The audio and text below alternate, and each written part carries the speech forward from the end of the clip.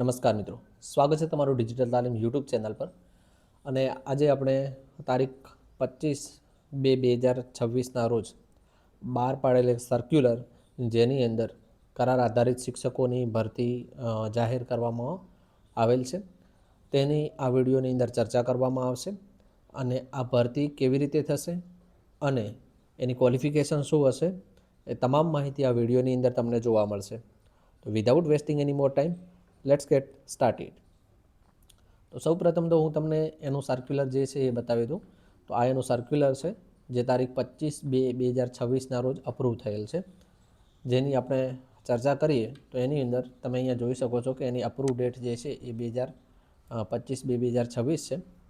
અને આ સર્ક્યુલરની અંદર શું શું વિગતો ઇન્ક્લુડ કરેલી છે એ તમામ માહિતી આ વિડીયોમાં તમને જોવા મળશે. તો જિલ્લા પ્રાથમિક શિક્ષણ અધિકારી, જિલ્લા શિક્ષણ સમિતિ તમામ, એનો વિષય શું હતો તો કે અન્ય માધ્યમ એટલે કે ગુજરાતી માધ્યમ સિવાયની જે શાળાઓ છે, સરકારી પ્રાથમિક શાળાઓ, તેની અંદર શિક્ષકની કાયમી નિમણૂક ન થાય ત્યાં સુધી સ્થાનિક કક્ષાએથી ઉમેદવાર ભરવા બાબત. ત્યારબાદ આની અંદર કઈ કઈ વિગતો ઇન્ક્લુડ કરેલી છે એની વાત કરીએ તો ઉપરોક્ત વિષય પરત્વે જણાવવાનું કે શિક્ષણ વિભાગ દ્વારા સંદર્ભ 1 અને 2ના પત્રથી અન્ય માધ્યમ એટલે કે ગુજરાતી માધ્યમ સિવાયની જે સરકારી પ્રાથમિક શાળાઓ છે, તેની અંદર ટેટ 1 અને ટેટ 2 પરીક્ષા પાસ ઉમેદવારો ન મળવાના કારણે, જે અન્ય માધ્યમ છે એની અંદર ટેટ 1 અને ટેટ 2 જે પરીક્ષા છે એ પાસ ઉમેદવારો નથી મળ્યા, તે અનુસંધાને કાયમી ભરતી તેમજ જ્ઞાન સહાયક યોજના મુજબ કેન્દ્રીયકૃત પદ્ધતિથી જ્ઞાન સહાયકની નિમણૂક માટેના પ્રયત્ન કર્યા પછી પણ શાળાઓ ખાલી રહેવાના કારણે બાળકોનું શિક્ષણ પ્રભાવિત ન થાય તે હેતુસર અન્ય માધ્યમ ગુજરાતી માધ્યમ સિવાયની શાળાઓમાં કાયમી શિક્ષકની નિમણૂક ન થાય ત્યાં સુધી સ્થાનિક કક્ષાએ ધોરણ 1 થી 5 માટે HSC એન્ડ PTC એટલે કે તમારું DLED અને ધોરણ 6 થી 8 માટે સ્નાતક અને તાલીમી લાયકાત એટલે તમારું BEd જે તે માધ્યમમાં અભ્યાસ કરેલ હોય તેવા ઉમેદવારોને અગ્રિમતા આપવાની રહેશે. તો અહીંયા કહેવાનો મતલબ એ છે કે તમે કોઈ પણ માધ્યમની અંદર તમે તમારું BEd કર્યું હશે અથવા PTC કર્યું હશે તો તમને તો લેશે જ. એના સિવાય જો તમે હિન્દી મીડિયમની અંદર કે ઇંગ્લિશ મીડિયમમાં તમે BEd કે PTC કરેલું છે તો તેવા ઉમેદવારો માટે એને શું કરે, પ્રાધાન્ય આપવામાં આવશે અને અગ્રિમતા આપવામાં આવશે. તો જે તે માધ્યમની અંદર અભ્યાસ કરેલ હશે તેવા ઉમેદવારોને અગ્રિમતા આપવામાં આવશે. ત્યારબાદ આ લાયકાત ધરાવતા સ્થાનિક ઉમેદવારોને જિલ્લા નગર શિક્ષણ સમિતિ કક્ષાએથી નિમણૂક આપવા મંજૂરી આપવામાં આવેલ છે. ત્યારબાદ સ્થાનિક જે ઉમેદવારો છે એમને પણ પ્રાધાન્ય આપવામાં આવશે.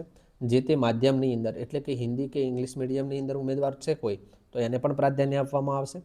જે અન્વયે સરકારી પ્રાથમિક શાળાઓમાં ટેટ 1 ટેટ 2 પરીક્ષા પાસ ઉમેદવારો ન મળવાના કારણે કાયમી ભરતી તેમજ જ્ઞાન સહાયક યોજના મુજબ કેન્દ્રીયકૃત ભરતી પદ્ધતિથી જ્ઞાન સહાયકની નિમણૂક માટેના પ્રયત્ન કર્યા પછી પણ જગ્યાઓ ખાલી રહેવાના કારણે બાળકોનું શિક્ષણ પ્રભાવિત ન થાય તે હેતુસર શિક્ષણ વિભાગ દ્વારા આપવામાં આવેલ મંજૂરી અને અન્ય માધ્યમ ગુજરાતી માધ્યમ સિવાયની સરકારી પ્રાથમિક શાળાઓમાં કાયમી શિક્ષક નિમણૂક ન થાય ત્યાં સુધી ધોરણ 1 થી 5 માટે HSC PTC અને ધોરણ 6 થી 8 માટે સ્નાતક અને તાલીમી લાયકાત જે તે માધ્યમમાં અભ્યાસ કરેલ હોય તેવા ઉમેદવારોને અગ્રિમતા આપવામાં આવશે. અને ઉમેદવાર ભરવા બાબતે નીચે જણાવાયેલ કાર્યરીતિ અનુસરી આનુષાંગિક કાર્યવાહી હાથ ધરવામાં જણાવવામાં આવે છે. તો આની કાર્યરીતિ શું છે એની વાત કરી લઈએ. તો કાર્યરીતિની અંદર મુદ્દા નંબર 1 તો કે જિલ્લા પ્રાથમિક શિક્ષણ અધિકારી શ્રી, શાસનના અધિકારી શ્રીની સૂચના મળેથી અન્ય માધ્યમ ગુજરાતી માધ્યમ સિવાયની સરકારી પ્રાથમિક શાળાઓમાં સંબંધિત શાળા વ્યવસ્થાપન સમિતિ દ્વારા શાળામાં ધોરણ 1 થી 5 અને ધોરણ 6 થી 8માં ખાલી જગ્યા પર સ્થાનિક કક્ષાએ ઉમેદવારોની કરાર આધારિત ભરતી કરવાની છે. તો કરાર આધારિત નિમણૂક આપવા ધોરણ 1 થી 5 અને ધોરણ 6 થી 8 માટે અરજીઓ મંગાવવાની રહેશે. ત્યારબાદ મુદ્દા નંબર 2 તો કે આ અરજી આવ્યેથી ધોરણ 1 થી 5 માટે PTCમાં મેળવેલ ગુણના આધારે 1 થી 5 માટે શું છે તો કે PTCની અંદર જે મેળવેલ તમે ગુણ હશે આ PTCની અંદર તેના આધારે મેરિટ યાદી બનાવી અને ધોરણ 6 થી 8 માટે શું કરવાનું? તો કે ધોરણ 6 થી 8 માટે બીએડમાં મેળવેલ ગુણના આધારે મેરિટ યાદી બનાવવાની રહેશે. તો 6 થી 8 માટે બીએડના ગુણ અને 1 થી 5 માટે પીટીસીના ગુણ. ત્યારબાદ મુદ્દા નંબર 3, મેરિટ યાદી મુજબ ઉમેદવારોની પસંદગી થઈ હતી જ્ઞાન સહાયક યોજના અંતર્ગત જ્ઞાન સહાયકને કરાર આધારિત નિમણૂક માટેની બોલીઓ અને શરતો છે. તે મુજબ આવા ઉમેદવારોને 11 માસના કરાર આધારિત વેકેશન સમયગાળા સિવાયથી શાળામાં નિમણૂક આપવાની રહેશે. તો વેકેશનનો આની અંદર પગાર ઇન્ક્લુડ નથી અને 11 માસના આધારે આ ભરતી થવાની છે, જે કરાર આધારિત રહેશે. ત્યારબાદ મુદ્દા નંબર 4, તો કે અન્ય માધ્યમ ગુજરાતી માધ્યમ સિવાયની સરકારી પ્રાથમિક શાળાઓમાં સ્થાનિક કક્ષાએ નિમણૂક આપવામાં આવેલ ઉમેદવારોને જ્ઞાન સહાયક યોજના મુજબ આનો પગાર ધોરણ રહેશે 21,000 રૂપિયા. આ મુદ્દા નંબર 4.